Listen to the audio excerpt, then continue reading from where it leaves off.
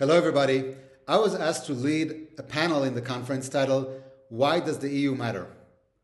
So I want to frame this conversation first by sharing my personal view that the EU matters a lot. I have friends in the EU. I appreciate their good work. But I want to raise two ways that are not obvious in which the EU can matter strategically even more. One relates to the world's oldest conflict, which is not the Israeli-Palestinian conflict, and it's not the Spanish-Catalonian conflict or the Swiss-German conflict. The world's oldest conflict is the European-Israeli conflict.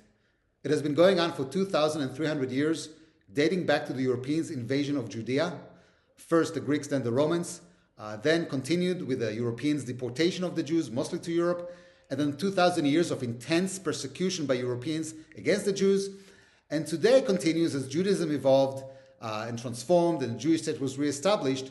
Today we're seeing almost the entirety of age-old European opposition funneled through Zionism and the Jewish state. So we have this 2,300-year-old conflict on the one hand, and on the other hand, we have a golden asset that we never had before. And that is that Europe has a body that represents it, the EU.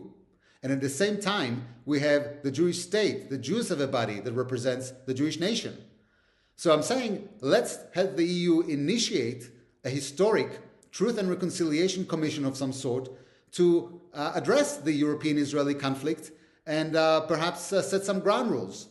And it should be the EU that initiates that, because this conflict is not, I know it's very popular to say, balance, let's, have a balanced approach. There's nothing balanced about the European-Israeli conflict. It's always, European opposition to Judaism, starting with the Europeans are the one who invaded Judea, not the other way around. Europeans are the one who deported the Jews, all the way to today. I mean, it's not, Israelis that are having grievances with violations of human rights in Europe, which there are plenty.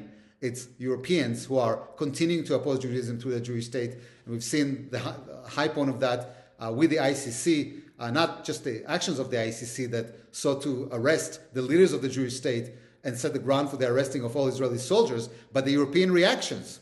You would expect European countries like France to say, well, if the ICC does that, we will defund the ICC, we will kick them out of Europe, we will sanction them. But they've done the opposite.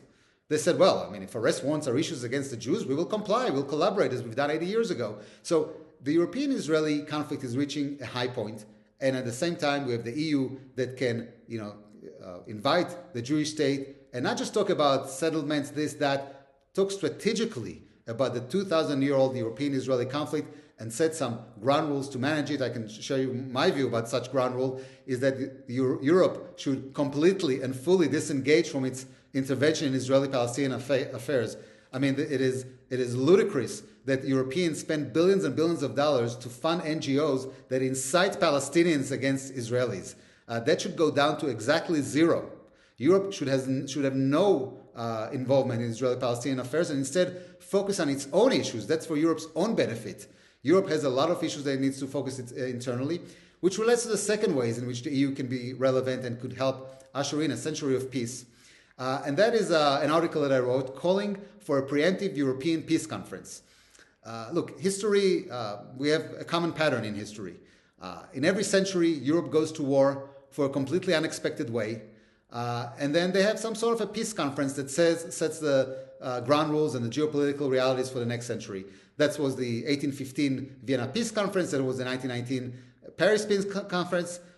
Those arrangements are not as relevant today. And rather than resort to the old European way of first war and then peace conference, let's have first peace conference so we can prevent the war. Because there is a conflict brewing in Europe. There's three forces that are negating each other, that don't accept one another: the integrationists, the nationalists, and the Muslims. So rather than have a war of European succession, let's have this European peace conference that could look at things holistically and also at the same time address perhaps that conference could be the one that would end the funding and fueling of the Israeli-Palestinian conflict and help the EU function as a body that can help usher a century of peace, not just to Europe, but to the world.